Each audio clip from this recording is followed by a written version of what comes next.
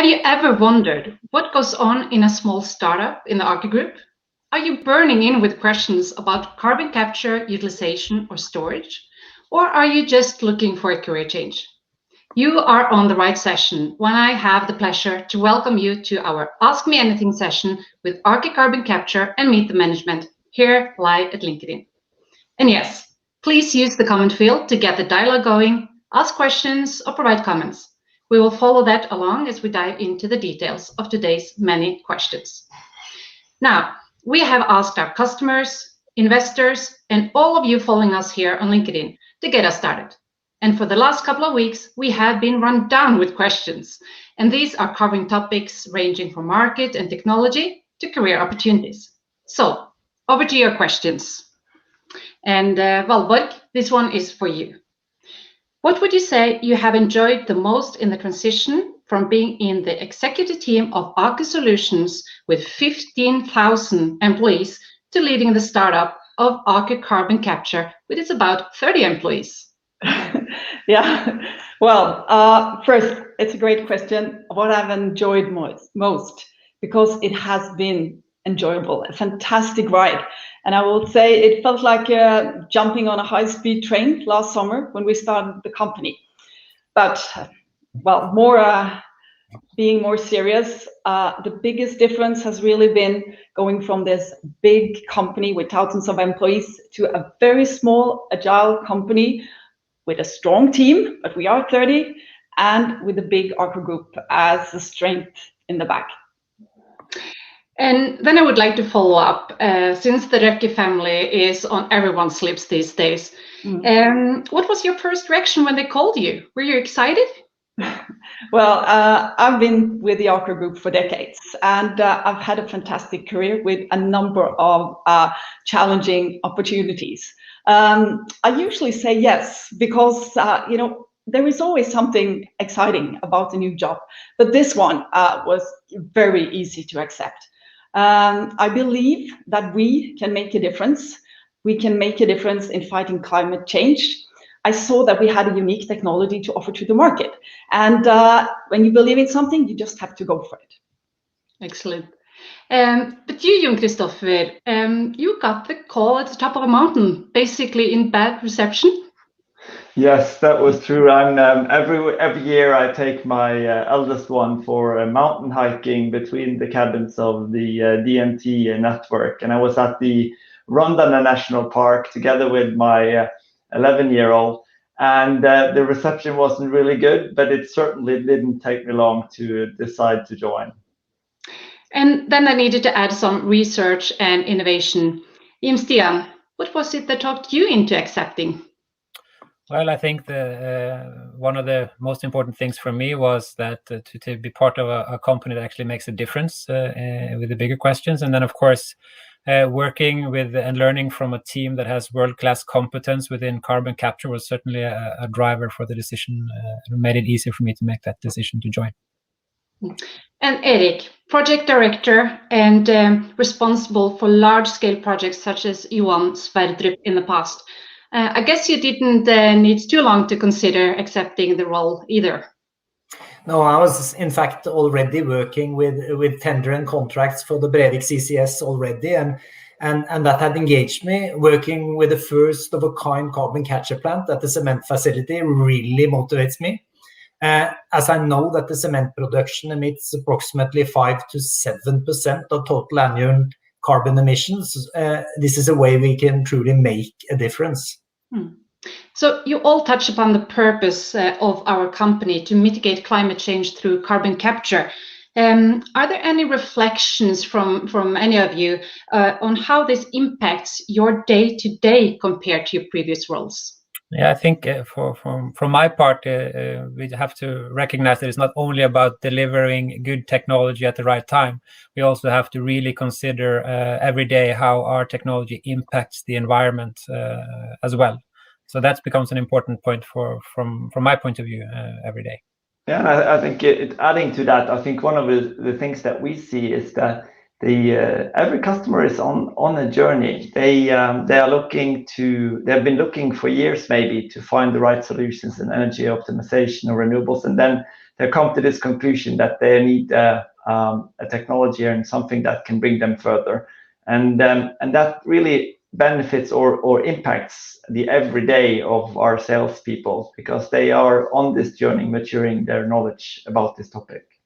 But it's also interesting to be in a smaller company where you sort of have the sustainability manager on your neck all the time, as Hanne tries to tell us in project execution, that we can make new steps also towards greener logistic, greener fabrication, and a more reliable prediction of what our activity gives of result to the world we live in. Mm-hmm. And I absolutely enjoy those discussions, of course, Erik. Okay, growth is a key word for a new company like ours. And how do you foresee that looks like, Valborg? Well, first of all, I appreciate that more and more people see that carbon capture, utilization, and storage is part of the solution, in addition to energy optimization and renewables. We've set a target of securing contracts for capture of 10 million tonnes per year within 2025. And it's an ambitious target, but certainly it's achievable. And we will work together with our customer. We will make sure we have the good technology in order to reach that goal, and we will develop an organization that can deliver on such expectations. And of course, Erik, you know what it takes to deliver on this kind of ambitions. What's your reflections listening to Valborg here? Well, I tend to say that it is an achievable target, but it is hard to get. And we should remember that luckily we as a company is also part of a larger set of Aker groups. So we do have a relationship with Aker Solutions and others to enable us to reach those targets. But we need to grow, and we need to grow in ACC as well, in a organic and let's say qualitative way, that we're enabled to find the right personnel for the right positions. So we're always looking for bright minds, and we're looking for those to fill in those gaps which we do have in our company. And we have a good questions related to this. It says, what steps are Aker Carbon Capture taking in order to prepare the current oil and gas professionals for the shift into sustainable energy? What do you think about that, Erik? Yeah, I could try. Of course, coming from oil and gas, I know about both strengths and weaknesses, and perhaps not all of the weaknesses, but I think we need to maintain that focus on quality and actually project execution focus, the planning, the scheduling, the minute focus on details, which has given quite a huge success when the Norwegian industry has delivered some world-class high technology project for the offshore sectors. But I need to put in my hand, however, Jon Kristoffer, because there is some weaknesses as well, and I know you agree about it. Because from a customer perspective, of course, this is we need to also think simple. I think, coming from the oil and gas sector, there's lots of complex solutions, and what we see in the market now is that people are also looking for simpler, more streamlined solutions. I think that's a really a mindset shift from some of these solutions that have been designed to maybe be resilient towards offshore for 50 years. So I totally agree with you that there are some easy things to harvest. We don't need the extensive documentation. We don't need to design for inaccessibility and 50 years lifetime if we have access to the objects which we can do maintenance quickly. There's some of those, and then it's the fundamental thing you're saying, Jon Kristoffer. Can we live with something which isn't perfectly tailor-made each time, but can we standardize and make simpler, easy, robust solution which suits most of the client again and again and again? And I think that's sort of the struggle develops. And just I can see that there was there's a comment in the chat field, because asking about how can you, as a more fresh out of school or 2+ years experience, how can we get into this industry?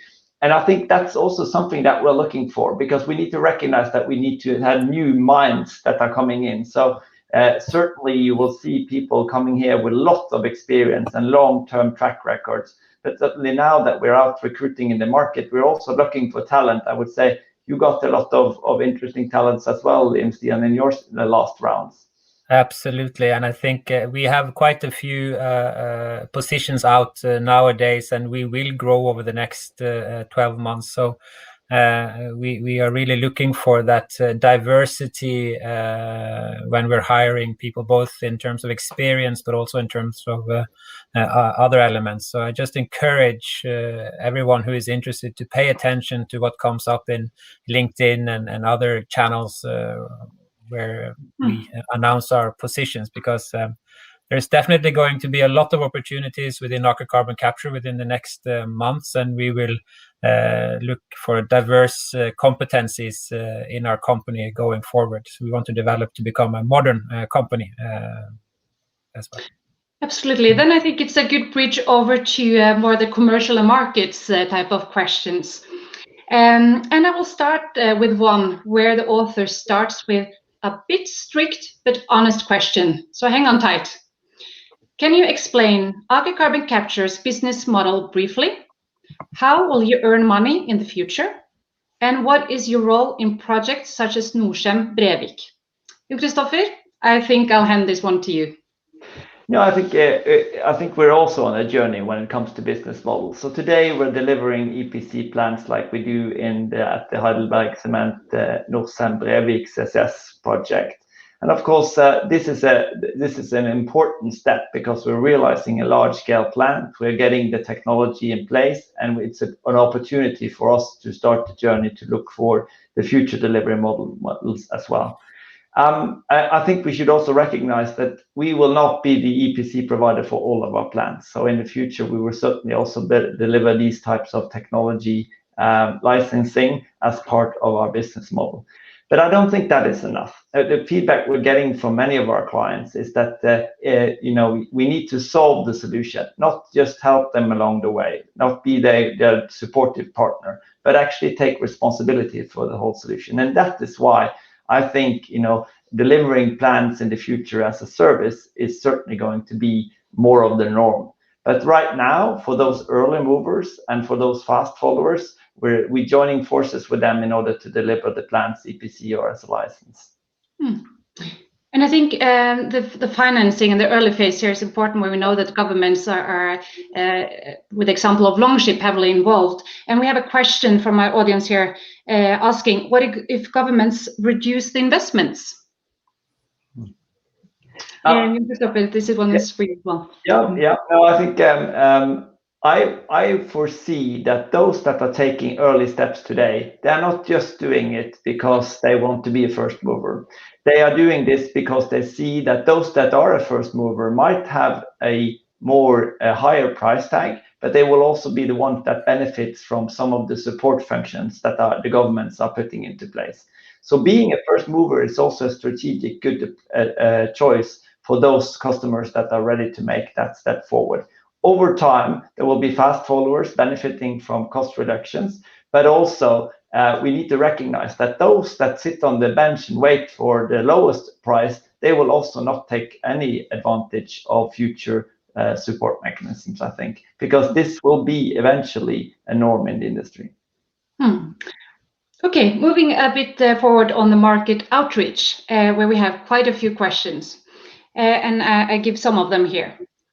Given India's dependencies on fossil-fired power plant, does Aker Carbon Capture has any plan to expand CCS in India?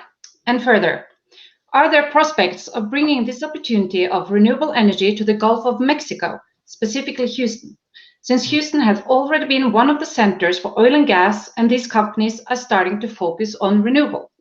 And finally, China releases more CO2 into the air than the rest of the world combined. Do you have any plans to move into China? Where do you see the strongest growth for your company? So in short, good arguments for scaling carbon capture in all of these locations with the different drivers energy transition, the enabling of green industries, and last, simply enabling us to meet the required carbon removal as a whole. Maybe, Christopher, could you share some of the insights of the market, the outreach plans that we have? I think we've been through quite an extensive strategy phase where we've been looking at what are the key drivers in the market. Maybe it's good to get Volvo's perspective first, because there is kind of an overlying perspective on this, and I can dive into some of the details afterwards. Volvo, what do you think? Yeah, sure. When we were established as a pure play carbon capture company, and we are actually the only listed pure play company for carbon capture in the world, we were approached by customers, from all over the world and all sorts of segments having CO2 emissions, and we really had to prioritize. Again, we are a small company, so that's why we said, let's prioritize the market we believe in will move first. And we saw that Northern Europe, we saw there was a political, regulatory discussion in place. There were sentiment among the public in general that drives the carbon capture utilization and storage market. So Northern Europe, we believe, will be the first movers. And we also had to select some of the segments that we see where our technology proves to be functioning well, and we have a competitive advantage with our HSE-friendly characteristics. So we prioritized, again, cement, blue hydrogen, waste and bioenergy fuel, and gas to power. So we just had to prioritize. So that's the starting point, and we will have our reference projects here, and then we can look at new markets. And I appreciate, that we see an interest in carbon capture from India, from Gulf of Mexico, from China. We are ready for the world, but we just need to start somewhere. No, I think, and you're touching on this, of course, this is about getting this market started and how quickly can we transition into delivering plans. And of course, the underlying drivers then needs to be looked at, not only that there are companies that are starting a journey on this, but also that there is the scale and momentum in the market. And this is where we see especially Europe and North America are the key drivers in the market. We've seen quite a few developments, a long history also in Canada. So certainly elements of this going forward. I can see there is a question also in the comments, and do keep the comments field running here with questions. What is the global outlook for this and the Nordic outlook? I would say, starting with the latter one, we've seen a lot of interest now in Scandinavia. Denmark and Sweden are catching up very quickly after the Longship project was announced in Norway. We're also seeing parts of Finland and some industries in Finland are moving ahead, which are large-scale emitters. Globally, there's interest from Asia Pacific. There's certainly a lot of interesting projects in Australia, and as I said, both North America and Europe are front runners in this. Okay, I think we'll move forward. And for this next question, I would actually like to thank Rachel for posting it. I must admit, I didn't see this one coming. But now it seems like the obvious next step. What is your opinion, Valborg? Listen tightly here. Will there be a merchandise fan shop by Aker? I'm a shareholder and I would love to have a calendar, pen, etc. Oh, that's great. Everything is digitalized these days, but Rachel, you certainly earned one of our coffee mugs, and I will make sure you get one. Excellent. I think we just increased our expectations here at our live events, introducing giveaways. So let's see what comes up next. And I can see also people are trying to get to know each other in the comment field and reaching out to each other. Certainly something that we encourage. LinkedIn is all about that. So do that. If you would like to meet other friends and afterwards, then you can certainly do so. And this is a good opportunity to highlight our partners because we've entered into MOU with a number of partners, and I hope some of you are listening to us now. And I really would like to highlight the importance of us working with complementary partners for technology and offerings, but also, partners who are our customers and would like to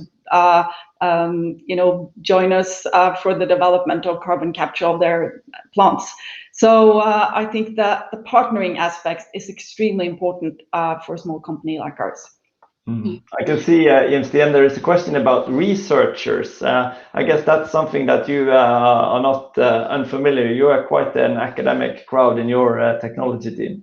Yes, I mean, we work very closely with research institution, and I think half of my team has PhDs from various universities and high knowledge. So we work very closely with these research institutions, both in Norway, and we're also wanting to establish contact with research institutions abroad. So anyone who does research within carbon capture and see a potential fit, feel free to contact me on LinkedIn, and we can have a conversation about how we can collaborate in a research perspective.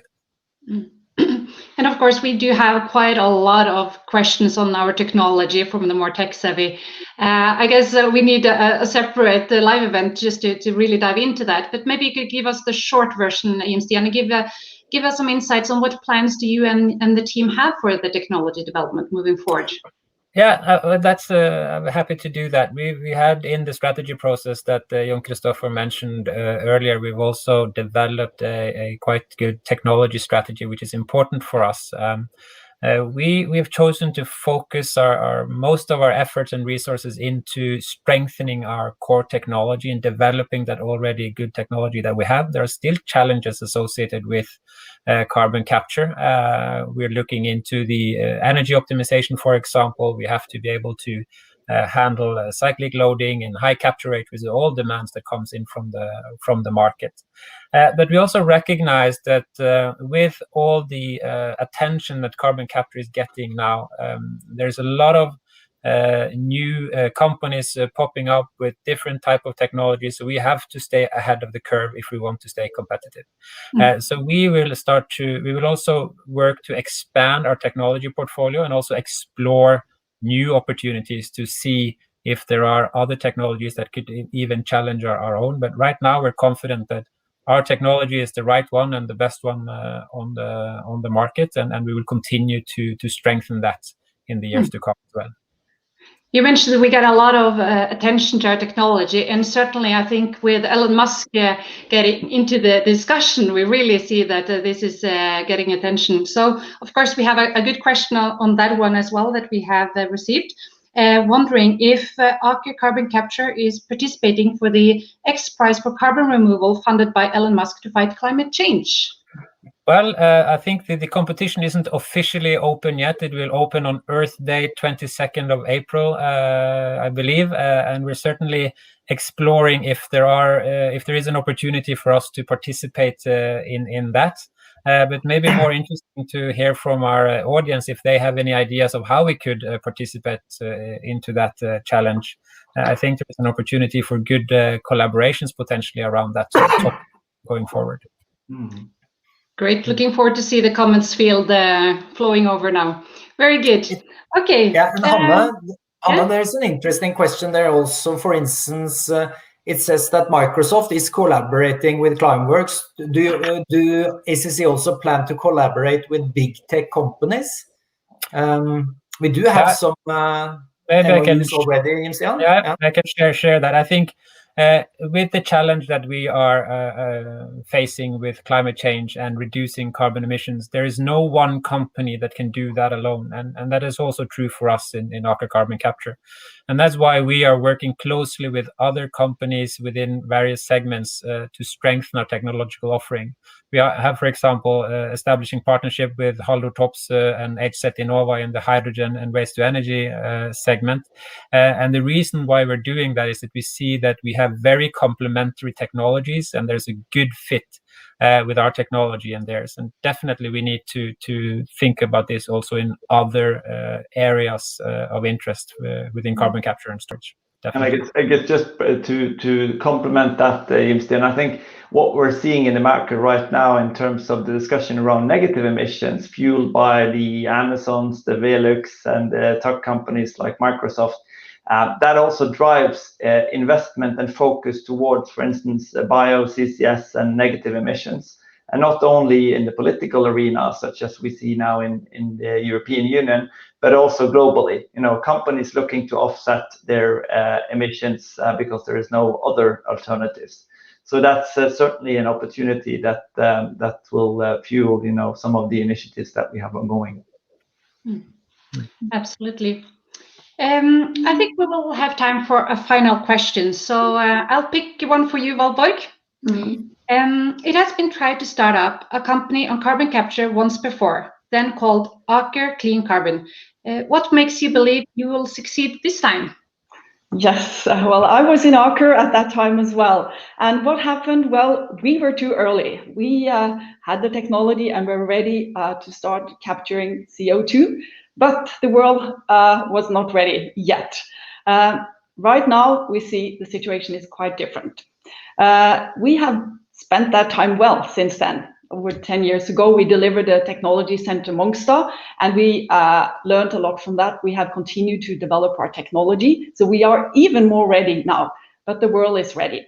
And I see that the Longship investment, including carbon capture at Heidelberg Cement's Brevik's facility, with the world's first CO2 capture on a cement facility, that's commercialization.